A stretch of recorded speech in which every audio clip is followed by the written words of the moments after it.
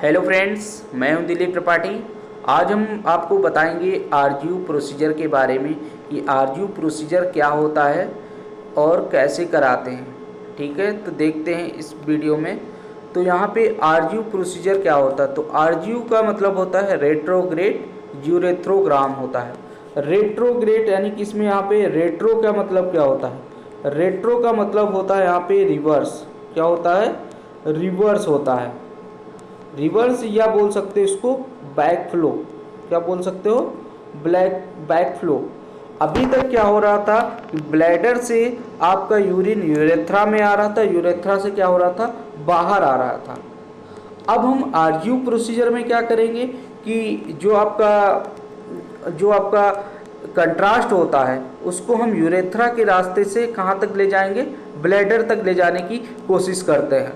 ठीक है, तो यही देखिए आपको ऊपर लिखा हुआ है, RGU procedure is a special X-ray procedure done to study of male urethra. यहाँ पे क्या करते हैं, हम मेल यूरेथ्रा की स्टडी करते हैं, जिसके अंदर हम कोई भी अगर एबनॉर्मेलिटी है उसका हम पता लगाते हैं कि यूरिन क्यों नहीं पास हो रहा, कि इसमें क्या क्या दिक्कतें हैं, या स्टिक्चर है, नर्विंग है, फिस्टुला है, क्या है, ये सब सारी जानकारी यहाँ पे हम इसमें स्टडी करते हैं।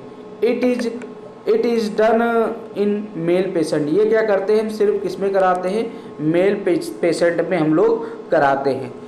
A dye is gently injected into the urethra. यहाँ पे क्या करते हैं कि यूरेथ्रा के रास्ते से हम लोग कंट्रास्ट को पुश करते हैं। ठीक है, तो देखते हैं नेक्स्ट स्लाइड में कुछ इसकी एनाटॉमी। तो यूरेथ्रा यहाँ पे आप देखिए, आपको नज़र आ रहा होगा। तो कोई भी अगर एक्सरे कर रहे हो या प्रोसीजर कर रहे हो तो पहले हर उस एक ऑर्गन की या उस बोन की एनाटॉमी आपको पता होनी चाहिए कि इसके अंदर क्या क्या चीज़ें हैं, कौन कौन से पार्ट हैं। तो देखते हैं, तो यहाँ पे सबसे पहले अगर यूरेथ्रा की बात करें तो मेल यूरेथ्रा की जो लेंथ होती है वो 18 से 20 सेंटीमीटर अप्रॉक्स होती है। ठीक है, 18 से 20 सेंटीमीटर होती है। इसी तरह अगर फीमेल यूरेथ्रा में क्या होता है, उसकी जो लेंथ होती है वो बहुत कम होती है। ठीक है, वो 3 to 4 सेंटीमीटर अप्रॉक्स होती है। तो यहाँ पर देखिए एनाटॉमी, तो यहाँ पे सब अलग अलग आपको पार्ट रहते हैं। आपका पेनाइल दिख रहा है, और दिख रहा है बल्बर दिख रहा है, मेम्ब्रेनस दिख रहा है, प्रोस्टेट दिख रहा है, और ये देखिए स्पिंचर आपको नज़र आ रहा है। ठीक है, ये आपका स्पिंचर होता है, ये आपका यूरिनरी ब्लैडर होता है। ये सब सारी चीज़ें आपको यहाँ पर क्या है, नज़र आ रही। तो पहले आपको एनाटॉमी आपको पता होनी चाहिए कि क्या क्या इसके अंदर होता है। ठीक है, देखते हैं नेक्स्ट स्लाइड में। अब देखते हैं यूरेथ्रा के पार्ट कौन कौन से होते हैं। तो यूरेथ्रा के पार्ट आपको देखना है कि यूरेथ्रा के कौन कौन से पार्ट होते हैं। तो आपसे अगर कोई पूछ रहा है यूरेथ्रा के कितने पार्ट हैं, तो आपको पहले बताना है कि वो 2 पार्ट में आपका डिवाइड होता है। कौन कौन से 2 पार्ट? तो पहला आपका होता है एंटीरियर, दूसरा आपका कौन सा होता है, पोस्टीरियर। एंटीरियर और पोस्टीरियर। एंटीरियर में कौन कौन सा होता है, आपका पेनाइल होता है, दूसरा आपका बल्बर होता है। इसी तरह पोस्टीरियर में कौन कौन सा होता है, मेम्ब्रेनस होता है और प्रोस्टेट होता है। ये आपको यहाँ पे देखिए डायग्राम नज़र आ रहा होगा। तो डायग्राम में आप देख सकते हैं कि ये जो एंटीरियर पार्ट है ये वाला आपका कौन सा कहलाता है, एंटीरियर। ये वाला पार्ट आपका कौन सा कहलाता है, पोस्टीरियर। ठीक है, तो एंटीरियर और पोस्टीरियर। तो एंटीरियर में आपका ये वाला जो नज़र आ रहा है ये आपका कौन सा कहलाएगा, पेनाइल। और आपको ये जो वहाँ पे लाइन खींची दिख रही, ये आपका कौन सा कहलाएगा, बल्बर। और उसके बाद ये आपको जो डॉटेड लाइन दिख रही, ये आपका मेम्ब्रेनस होता है। कौन सा होता है, मेम्ब्रेनस, यानी कि ये पोस्टीरियर वाले में। और सबसे जो लास्ट पार्ट होता है वो आपका कौन सा है, यूरेथ्रा का प्रोस्टेट होता है। ठीक है, लास्ट में यहाँ पे आपका क्या होता है, ब्लैडर होता है। कौन सा ब्लैडर, यूरिनरी ब्लैडर होता है। तो यूरेथ्रा के कितने पार्ट, 4 पार्ट। उनको डिवाइड सिर्फ 2 में किया गया है, एक एंटीरियर और पोस्टीरियर। ठीक है, देखते हैं आगे फिर। अब देखते हैं इंडिकेशंस की आरजीयू प्रोसीजर क्यों कराते हैं, किन किन कंडीशन में। तो पहला आपका यूरेथ्रल स्ट्रक्चर। स्ट्रक्चर का मतलब होता है कोई भी चीज़ सिकुड़ जाना। जैसे मान लीजिए ये आपका रास्ता कोई है, ठीक है। अब इस रास्ते में क्या हुआ है कि यहाँ पे ये रास्ता आपका कुछ ऐसे ना जा करके कुछ ऐसे हो गया है। अब यहाँ पे आप देख सकते हैं ये जो आपका रास्ता है, यहाँ पे क्या हो गया है, ये रास्ता आपका सिकुड़ गया है, यानी कि यहाँ पे नैरोइंग टाइप की हो गई है। ठीक है, तो ये आप यहाँ से देख सकते हैं, तो ये आपका स्ट्रक्चर हो गया। उसके बाद यानी कि यहाँ से आपका जरूरी ना पास हो रहा ना कुछ, या कंट्रास्ट डाले ना आगे जा रहा है ना पीछे, तो ये चीज़ अभी इसी तरह क्या करते हैं, धीरे धीरे कंट्रास्ट को पुश करते हैं। कभी कभी रास्ता ये क्या होता है, खुल जाता है उस डाई के थ्रू। देखते हैं फिर, पहला हो गया स्ट्रक्चर। दूसरा आपका होता है ऑब्स्ट्रक्शन। ऑब्स्ट्रक्शन का मतलब होता है यहाँ पे रुकावट। क्या होता है, रुकावट होता है। ये रुकावट क्यों होता है, जैसे मान लीजिए आपका यूरेथ्रा, या ये मान लीजिए आपका आया है, अब यहाँ पे मान लीजिए कहीं न कहीं कोई न कोई मास रीजन आ गया, ठीक है, या मान लीजिए कोई आपका स्टोन यहाँ पे फंसा हुआ है, तो क्या हो रहा है, आपको बहुत पेन हो रही, तो ठीक कहीं पर भी आपका स्टोन हो सकता है, जिससे क्या हो गया, उस पूरे रास्ते में क्या हो गई है, रुकावट हो गई है। ठीक है, तो इतनी चीज़ आपको समझ में आई। एक होता है यहाँ पे दिखा है urethral fistula, suspected urethral fistula. तो फिस्टुला का क्या होता है, यानी कि कोई भी अननेसेसरी क्या हो जाती, ओपनिंग हो जाती है। जैसे मान लीजिए हम यहाँ से कंट्रास्ट दे रहे हैं, अब कंट्रास्ट दे रहे हैं, अब कंट्रास्ट जा तो रहा, लेकिन ये क्या हो जा रहा है, यहाँ भी इसकी कोई ओपनिंग थी, तो यहाँ से क्या हो रहा है, सब बाहर जा रहा है, इधर उधर सब बाहर जा रहा है कंट्रास्ट। ठीक है, तो ये कोई अननेसेसरी ओपनिंग हो जाती, वो आपका क्या कहलाता है, फिस्टुला कहलाता है। ठीक है, उसके बाद यहाँ पे पेल्विक ट्रामा है।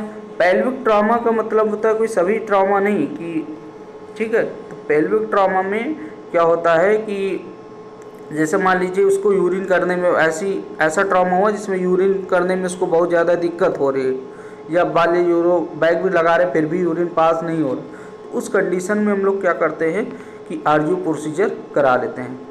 एक कहाँ पे लिखा हुआ कंजेनाइटल एबनॉर्मलिटी, इसका मतलब क्या होता है, कंजेनाइटल का मतलब होता है जन्मजात। कोई भी जन्म से ही बाय बर्थ, यानी कि कोई भी अगर बच्चा बर्थ लिया है यानी कि पैदा हुआ है, तो वो क्या हुआ, जन्म से ही उसमें कुछ दिक्कतें हैं। जैसे मान लीजिए अब वैसे कि ये आपका यूरेथ्रा, तो कहो इसकी टिप में कोई ओपनिंग ही ना हो, यूरेथ्रल टिप में कोई ओपनिंग, या मान लीजिए एक ये यूरेथ्रा, इसके साथ में दो यूरेथ्रा, तो दो रास्ते यूरेथ्रा के, तो ये सब क्या होती है, कंजेनाइटल एबनॉर्मलिटी देखने को मिलती हैं। ठीक है, इतना आपको समझ में आया होगा। अब देखते हैं यूरेथ्रल डाइवर्टिकुला। डाइवर्टिकुला क्या होता है, डाइवर्टिकुला का मतलब होता है ये क्या करता है कि जैसे रास्ता होता है वो क्या करता है, उसमें पैचेज बन जाते हैं, जैसे यहाँ पे पैचेज बन जाएं। ठीक है, यहाँ पे क्या हो जाते हैं, पैचेज टाइप के बन जाते हैं। ठीक है, तो वो आपका कहलाता है डाइवर्टिकुला। अब देखते हैं यहाँ पे कंट्रा इंडिकेशन, किन किन कंडीशन में हमको आरजीयू प्रोसीजर नहीं कराना। तो पहला आपका दिया गया है यहाँ पे आयोडिनेटेड कंट्रास्ट एलर्जी टू आयोडिनेटेड कंट्रास्ट, यानी कि अगर किसी पेशेंट को कंट्रास्ट से एलर्जी है तो वहाँ पर आपको आरजीयू परफॉर्म नहीं करना। यह सीवियर आपको क्या हो गया, यूटीआई हो गया, यूरिनरी ट्रैक्ट इन्फेक्शन हो गया। एक यहाँ पे दिया गया है यूरेथ्रल स्पैज्म, इसका मतलब क्या होता है, तो ये यानी कि इसमें जो यूरेथ्रा रहता है, जैसे ये आपका क्या हुआ, यूरेथ्रा है यहाँ पे देखिए इसकी, लेकिन इसकी जो टिप क्या हो गई, बहुत टाइट है, ये इसकी जो टिप होती है क्या हो गई, बहुत टाइट हो जाती है, तो वो आप उसको बोलोगे यूरेथ्रल स्पैज्म। ठीक है, उसके बाद यहाँ पे सस्पेक्टेड कंप्लीट डिसरप्शन। डिसरप्शन का मतलब क्या हो जाता है, कभी कभी क्या होता है, कंट्रास्ट दूसरी तरफ से क्या हो जाता है, लीक हो जाता है, इधर कंट्रास्ट डाले दूसरी तरफ आपका क्या हो रहा है, कंट्रास्ट निकल जाता है, रप्चर हो गया है। ठीक है, रिसेंट यूरेथ्रल सर्जरी, अगर कोई भी रिसेंट में कोई भी ऑपरेट हुआ है, यानी कि पेल्विक रीजन में या कोई भी सर्जरी हुई है, तो वहाँ पे आपको आरजीयू प्रोसीजर नहीं परफॉर्म कराना है। ठीक है, इतना आपको बहुत अच्छे से समझ में आया होगा। देखते हैं नेक्स्ट स्लाइड पे,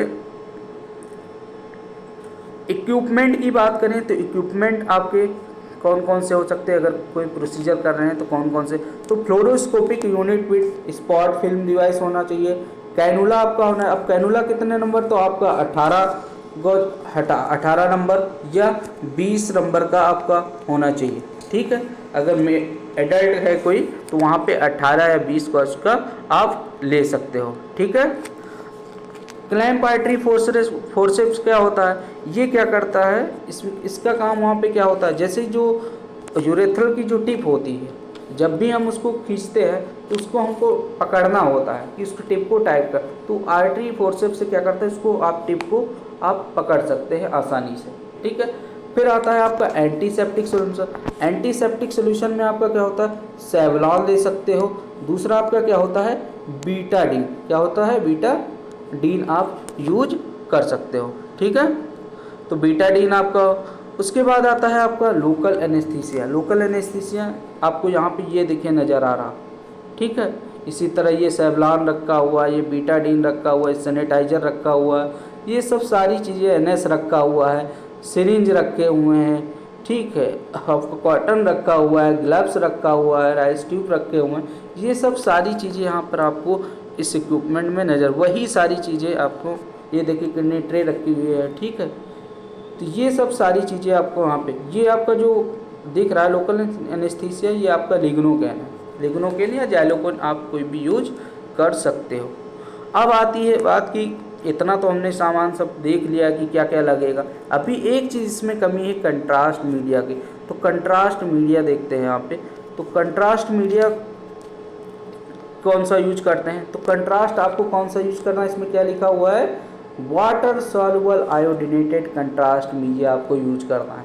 क्वांटिटी भी लिखी, यानी कि क्वांटिटी सॉरी कि कितने ml आपको यूज करना है। तो 15 से 20 ml सिर्फ आपको यूज करना होता है। कितना, 15 से 20 ml यूज होता है। ठीक है। उसके बाद यहाँ पे कौन कौन सा कंट्रास्ट आपको यूज करना है, तो पहला है आपका डाइट्राइज्यूट यूज कर सकते हो और आइहेक्सॉल ओमनीपैक। तो ओमनीपैक भी यूज कर सकते हो। ये बस थोड़ा सा क्या रहता है, ये वाला आइहेक्सॉल ये थोड़ा सा कॉस्टली होता है, यानी कि महंगा होता है। डाइट्राइज्यूट थोड़ा सा इसके कंपेरिजन में क्या होता है, सस्ता होता है। तो ये डाइट्राइज्यूट जो है आपका किस जनरेशन का है, ये आपका सेकेंड जनरेशन का है। किस जनरेशन का है, सेकेंड जनरेशन। ये जो आइहेक्सॉल है किस जनरेशन का है, आपका थर्ड जनरेशन का कंट्रास्ट मीडिया है। ठीक है। बाकी आपको एक कंट्रास्ट मीडिया पे अलग से लेक्चर देखने को मिलेगा, वो हम बनाएंगे बाद में। तो पहले हम आरजीयू प्रोसीजर सिर्फ देखते हैं।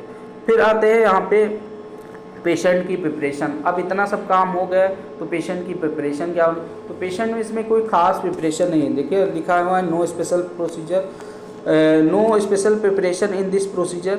ठीक है। इसमें क्या होना चाहिए, बस एक भी ध्यान देना है, ब्लैडर जो आपका होना चाहिए वो एम्प्टी होना चाहिए। पेशेंट का जो ब्लैडर होना चाहिए, क्या होना चाहिए, एम्प्टी होना। उससे बोल देना है कि इसको मिक्सचुरेट करके आना है, यानी कि परफ्यूम करके आना है। फिर इसके बाद क्या करना है, पेशेंट को टेबल पे लेटाने के बाद यहाँ पे एक उसकी स्काउट फिल्म लेना है। स्काउट फिल्म, इसी को प्रीलिमिनरी फिल्म भी बोला जाता है। ये क्यों लेते हैं, जिससे हमको ब्लैडर और यूरेथ्रा आपको क्या हो जाए, क्लियर विजिबल हो जाए। ठीक है। ये आपको यहाँ पे देखिए एक प्लेन फिल्म यानी कि स्काउट फिल्म या कंट्रोल फिल्म ली गई है। ठीक है। देखते हैं नेक्स्ट स्लाइड में। अब देखते हैं प्रोसीजर को स्टार्ट करते हैं। तो यहाँ पे पहली लाइन लिखे है 1 डे एग्जामिनेशन, जिस दिन एग्जामिनेशन है उस दिन उसको पेशेंट को पहले क्या करना, होल प्रोसीजर के बारे में इसको बताना है कि क्या प्रोसीजर होगा, उसमें क्या करेंगे हम, कैसे क्या। तो उसको पहले समझाना होता है कि इसमें दवा डाली जाएगी आगे के रास्ते से, तो उससे कंसेंट लेना ज़रूरी है। ठीक। तो उसको कंसेंट परमिशन फॉर्म होता है, उसमें आपको पहले समझाना है, फिर उस पर आपको हस्ताक्षर कराने हैं, यानी कि सिग्नेचर करा लेना। फिर दूसरा है आस्क टू रिमूव। तो वहाँ पे चेंजिंग रूम होता है, तो वहाँ पर उसके क्या करना है, उस एरिया के क्या होना है, आपको कपड़े उसके चेंज करा के हॉस्पिटल गाउन क्या करना है, प्रोवाइड कराना है। तीसरी लाइन में लिखा है उसको क्या करना है, फ्लोरोस्कोपिक टेबल पे क्या करना है, सुपाइन पोजीशन में इसको लेटा देना है। सुपाइन पोजीशन में लिटाने के बाद उसको एक स्काउट फिल्म लेना है। स्काउट फिल्म मैंने बता दिया है क्यों लेना है। फिर देखते हैं चौथी लाइन। अब क्या करना है, इस मेन है पोजीशन, आपको ध्यान रखना है। लिखा है turn is an oblique position at 45 degree. अब देखते हैं, आपको पोजीशन दिखा रहे हैं, 1 मिनट। ये देखिए, ये जो आपको नज़र आ रही है कुछ ऐसी पोजीशन में आपको यहाँ पे पेशेंट को लेना, यानी कि एक पैर को क्या करना है, बिल्कुल सीधा करना है। दूसरे पैर को क्या करना है कि 90 डिग्री इसको नी को फ्लैक्स कराना है। ठीक है। फिर क्या करना है, यूरेथ्रा की टिप को अपनी तरफ खींचना है, ठीक है। तो ये ऐसी पोजीशन में आपको यहाँ पे लाना है, ठीक है। तो यही चीज़ आपको यहाँ पर लिखी है कि ऑब्लिक पोजीशन में द बॉटम नी क्या होना चाहिए 90 डिग्री फ्लेक्स, टॉप लेग आपका पूरा स्ट्रेट होना चाहिए, जिससे क्या हो जाए यूरेथ्रा की जो लेंथ है पूरी आपको क्लियर विजिबल हो जाए। फिर क्या करना है, बस उसमें कंट्रास्ट आपको सिरिंज में लेना है, उसमें क्या करना है 1:3 में आपको लेना है, यानी कि अगर 1 ml आपने NS लिया कंट्रास्ट लिया है तो 3 ml आपका NS होना चाहिए, ठीक है। उसको फिर सिरिंज के माध्यम से क्या करना है आगे देखते हैं। फिर क्या करना है, यूरेथ्रा की टिप को क्या करना है क्लीन करना है। पोजीशन पहले तो यूरेथ्रा की पोजीशन में आपको बनाना है, अपनी तरफ खींचना है, ठीक है। उसकी टिप को एंटीसेप्टिक सॉल्यूशन से क्लीन करना है, बीटाडीन या सेवलॉन लेके। फिर क्या करना है, उसकी टिप पर लोकल एनेस्थीसिया अप्लाई करना है यूरेथ्रल ओपनिंग पर। फिर क्या करना है, उसको कैनुला जो स्लीव यानी कि कैनुला से कर रहे हो या फॉली से कर रहे हो या राइस ट्यूब से, जिससे भी अगर आप कर रहे हो तो उसमें भी टिप पर भी क्या होना चाहिए आपका लुब्रिकेंट लगा लो, जिससे पेशेंट को डिस्कम्फर्ट फील ना हो, आसानी से वो अंदर इंजेक्ट हो जाए। देन द कंट्रास्ट मटीरियल, अब क्या करना है, अब धीरे से उसमें क्या करना है, धीरे धीरे कंट्रास्ट को आपको उस इंजेक्शन है जो भी आप कैनुला लिए हो उससे आपको धीरे धीरे क्या करना है पुश करना है, ठीक है। फिर क्या करना है, आपको यही पुश करते टाइम पे आपको स्पॉट फिल्म लेनी होती है, ठीक है। अब आफ्टर कंट्रास्ट एडमिनिस्ट्रेशन यानी कि आपको लगभग 15 से 20 ml आपको कंट्रास्ट पुश करना है। फिर क्या करना है, अगर पुश हो जा रहा है स्पॉट फिल्म लेने के बाद इस कैनुला या जो भी है उसको रिमूव कर लेना है, ठीक। रिमूव करने के बाद आपको क्या करना है यहाँ पे देखते हैं। फिर बस वही है पोजीशन कौन कौन सी होनी चाहिए, तो एक यहाँ पे स्काउट फिल्म तो हमने बता दिया था, ले लिया, ये स्काउट फिल्म हो गई। दूसरा है राइट एंटीरियर ऑब्लिक, तो ये राइट एंटीरियर ऑब्लिक में आप देखिए यहाँ पे कंट्रास्ट आपको जाते नज़र आ रहा होगा, ठीक है। तो राइट एंटीरियर ऑब्लिक में एक फिल्म हमने दी। दूसरा ये जो आपकी तीसरी फिल्म नजर आ ये इसी का इस फिल्म का जो है इन्वर्ट दे दिया, जो चीज़ इन्वर्ट दे दिया, यानी कि जो चीज़ ब्लैक थी उसको वाइट कर दिया और जो चीज़ वाइट थी उसको क्या कर दिया ब्लैक। तीसरा है आपका लेफ्ट एंटीरियर ऑफ, तो ये में दे सकते हो, ठीक है। नहीं तो कोई कोई आपको देखा होगा तो दो ही फिल्म, एक प्लेन दे देता है और एक ये वाली आपको दे देता है राइट एंटीरियर ऑफ, तो वो भी आपका सही है। अगर इन्वर्ट भी देना चाहते हो तो इन्वर्ट से क्या होता है क्लियर कंट्रास्ट हमको नज़र आ रहा है, ये देखिए आप देख सकते हो, ठीक है। तो आप दो फिल्म भी दे सकते हो, प्लेन और ये राइट एंटीरियर ऑब्लिक। उसके बाद देखते हैं प्रोसीजर हो जाने के बाद एक है यहाँ पे आफ्टर केयर। प्रोसीजर हो गया है तो पेशेंट से क्या बता देना है कि कैसे क्या करना है, तो बस उससे यही बोलना है कि ज़्यादा से ज़्यादा पानी पिए, जिससे आपके जो अंदर ब्लैडर या यूरेथ्रा में जो आपका कंट्रास्ट है वो आपका बाहर आ जाए, ठीक है, जिससे पेशेंट को कोई दिक्कत ना हो। और कॉम्प्लिकेशंस यानी कि प्रोसीजर करते समय क्या क्या दिक्कतें हो सकती हैं, तो पेशेंट क्या होता है डिस्कम्फर्ट फील होता है और पेन हल्का सा होता है, यूटीआई हो सकता है, एलर्जिक रिएक्शन हो सकता है कंट्रास्ट से, और हीमेच्यूरिया हो सकता है। कभी कभी यूरिन जैसे आ रहा है तो यूरिन के साथ में क्या हो रहा है ब्लड भी आ रहा है, ठीक है। तो ये होता है आपका हीमेच्यूरिया। तो आशा करता हूँ आप लोगों को वीडियो पसंद आया होगा, तो मिलते हैं आपको नेक्स्ट वीडियो में। तो तब तक के लिए आपको thank you. Like, subscribe and share my YouTube channel friends.